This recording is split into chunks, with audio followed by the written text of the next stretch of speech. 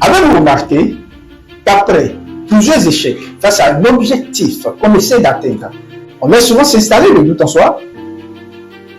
Et de ce fait, on a moins envie de continuer.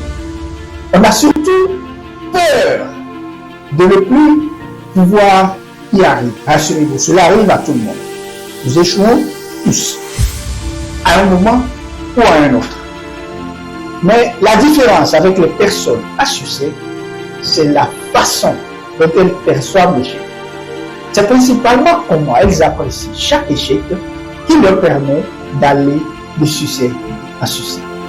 Et c'est ce que nous allons découvrir aujourd'hui avec l'expérience de l'un des plus grands combattants du MMA de la catégorie des poids moyens que le monde n'ait jamais connu. Je vous nomme, roulement de tambour,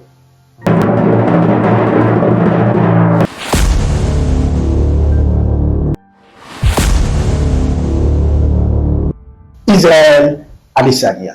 Alors, qui est Israël Adesanya? Et quelle est cette expérience qui a fait de lui cette personne pour qui le monde voue un respect énorme? Écoutez l'histoire.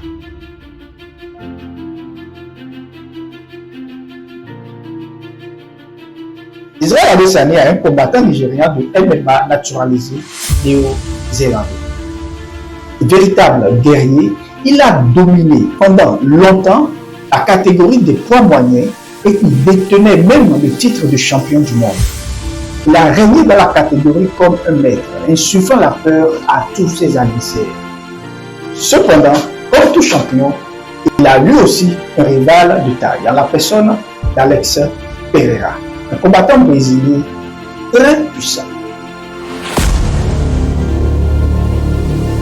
Alex Pereira avait déjà battu à 2 reprises Israël Adesanya dans une autre ligue, le kickboxing.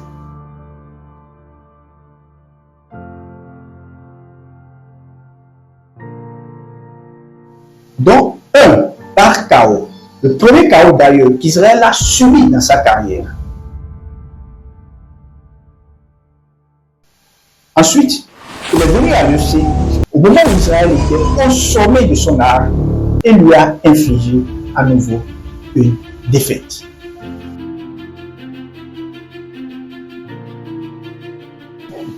Une autre humiliation de trop, vous me direz, n'est-ce pas? Mais cela n'a pas été suffisant pour arrêter Israël Adesanya qui voulait réécrire sa légende.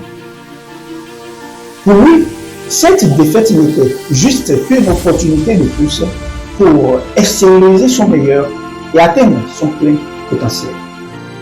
Pendant 6 mois plus tard, il récupère sa ceinture de champion du monde face à son éternel bourreau en lui infligeant un KO dévastateur au deuxième round.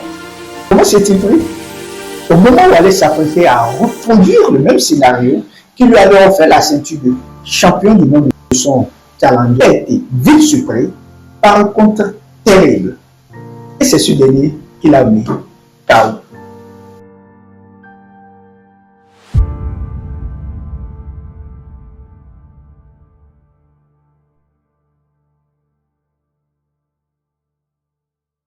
Voyez-vous, chaque défaite, qu'elle soit humiliante, douloureuse, pitoyable, représente pour les champions une opportunité de plus pour améliorer quelque chose. Ils échouent tous, incontestablement.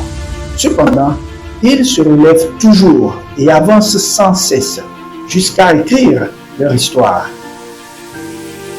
La leçon à retenir de tout ça, punir son échec, trouver au plus vite là où on a failli et corriger le tir. C'est la clé pour vite revenir au devant de la scène. En fin de compte, je dirais que chaque échec, quel qu'il soit, contient un brin de réussite. C'est là la philosophie des gagnants.